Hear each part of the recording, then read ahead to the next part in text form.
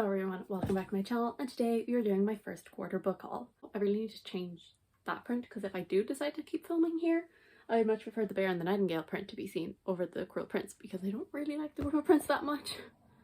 But oh well, I'll probably try and get this higher so I can get all the stuff in the background. But that's not what we're here for. So, as I said, this is the first quarter book haul, so I will be talking about all of the books that I hauled in January, February, and March. And there's actually not that many. There's 1, 2, 3, 4, 5, 6, 7, 8, 9. There's only 9 books. Very good for me.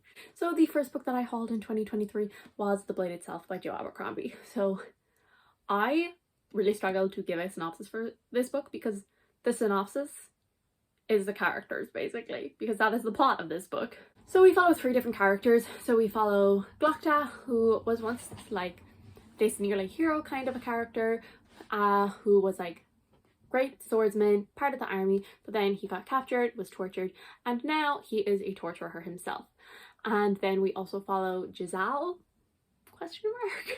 And he is a bit like how Glocta used to be. He is a nobleman. He's supposedly an expert swordsman and he wants to win this competition, but he's a bit lazy. He's kind of gotten everything handed to him, so he doesn't really put in the whole effort.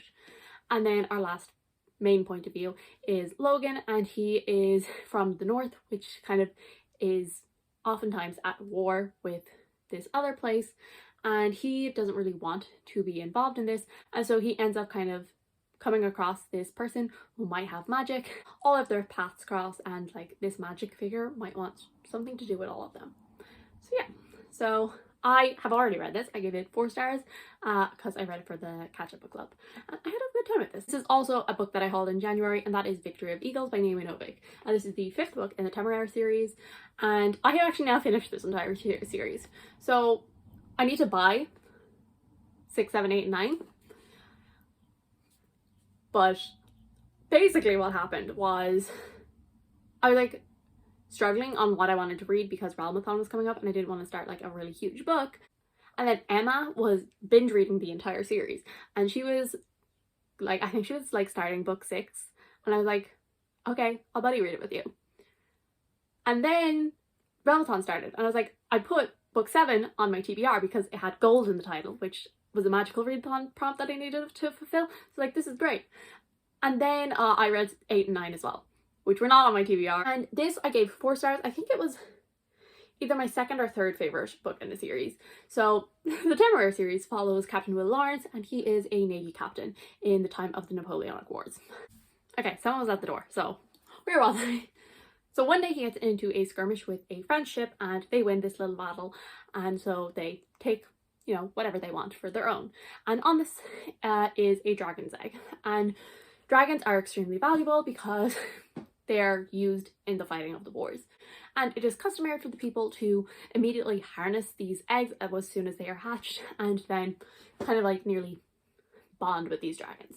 And so they are going to bring it back to England, but then the egg starts to hatch. Captain Lawrence ends up kind of stepping up to harness the egg because he doesn't want to force his crew to do something that he wouldn't do. So he ends up doing it, and the whole series is just basically him and Temeraire being besties. I can't really tell you the synopsis of this book because it would be a spoiler for the end of the 4th book, and also, not gonna lie, they all kind of blended together because I've read a lot of Temeraire books. So now moving on to February, and I only hauled 1 book, and that was Chain of Thorns by Cassandra Clare. This is so shiny. So this is the like tour edition, but I think you can still get it on Love My Reads, I think is what it's called, and you can get the matching chain of gold and chain of iron. I think they're still available, but I'm not 100% sure. But if you want this nice dust jacket, like there's nothing particularly special about them really, like because like underneath it is just a standard hardback. My one has a signed book plate, but I'm not sure. I know the Chain of Iron one doesn't, and I think my Chain of Gold one does, but that was because it was supposed to be the like Chain of Gold tour that she ended up having to cancel. So I'm not sure if you ordered it, would it still be signed or have a signed book plate. So this is the 3rd and final book in the Last Hours trilogy, which is the 4th Shadowhunter series. This series follows the children of the Infernal Devices, and they have lived a pretty peaceful childhood. Obviously there is demon hunting and all of this, but relatively peaceful, and then these strange demon attacks start happening where the demons are able to like go out in the sunlight, which shouldn't be able to happen, and then there might be like a greater cause for this, which they obviously start investigating. I have also read this one and I give it a 3 stars, and it was like kind of a generous 3 stars. Like, it was just disappointing. And like, I've seen people who like really love Cassandra Clare like give it 3 stars as well. And like, I mean, I used to love, like really love Cassandra Clare. Now I'm like, I like her, it's a good time, but like they're no longer favorite books of mine. So, but I've seen people who like still like actively love her books also be disappointed with this. So just like a warning, I guess, to lower your expectations maybe. We're on to the books that I hauled in March. We have Before They Are Hanged by Jo Abercrombie. This is like one of the only ones I haven't read that I've hauled, and this is the sequel to The Blade itself, and I imagine it's going to just continue straight on from there, so I can't really tell you much. I am going to be reading this either this month or early next month. And so then we have a book that I literally only finished, I don't know, like 2 days ago, and that is The Collarbound by Rebecca Zahavi. And this was like kind of an impulse purchase. Basically, Cassidy read it and she gave it 5 stars. It was her first 5 star of the year, and I was in Waterstones. I had my gift voucher to use, and I was just like looking around. I saw it and I immediately bought it, which I very rarely do. Usually I let them like stew for a while and then I go, yeah, I want this book. But not with this one. I immediately picked it up. This one, it follows, again, this is kind of like, I mean, very different from The Blade itself, but it's very similar in the way that it is very much a story about characters, and it follows 2 main points of view. So we have Tatters, who has this collar which makes him a collar bound, and that means he's supposed to like serve his master. Nobody really knows his backstory, it's very mysterious, but he kind of works in this tavern using this magic.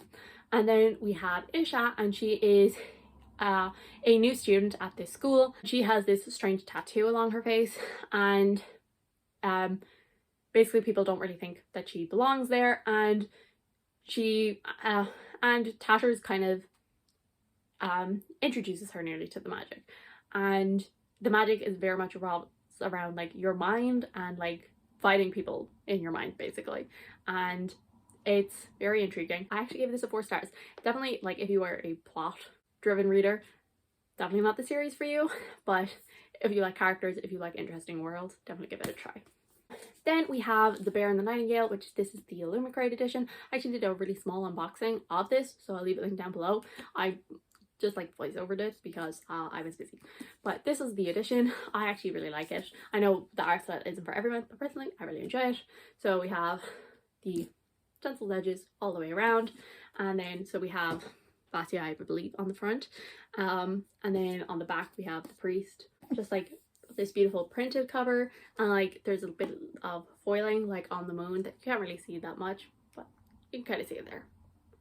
And then it is the end pages match the edges, and then it is signed by Catherine Arden. The next book that I hauled was The Luminaries by Susan Dennard, and this is the Waterstones edition with the sprayed edges, well, stenciled edges, whatever. Luminaries follows Winnie Wednesday.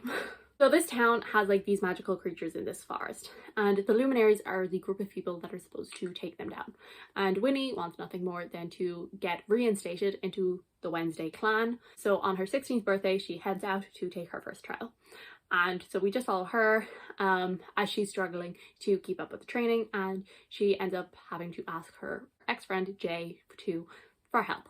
And this is just like, it is such typical YA, but it was so much fun. Like, I'm definitely someone who I have definitely like grown out of YA, but sometimes you just need it and you just need to have fun with it, and this is absolutely that. The second last book that I hauled was This Is How You Lose the Time War by Amal El Motar and Max Gladstone, and I need to really take the stickers off the front.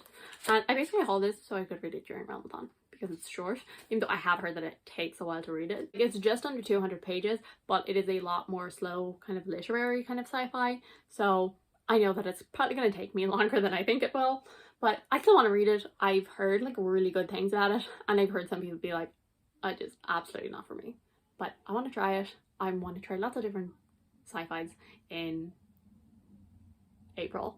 Have I tried any yet? No, but we'll get there. I don't really know it too much except for the fact it's like futuristic maybe. So there's these 2 agents in a time war, and they keep like sending each other letters through time, and I think it like kind of turns into a bit of a romance.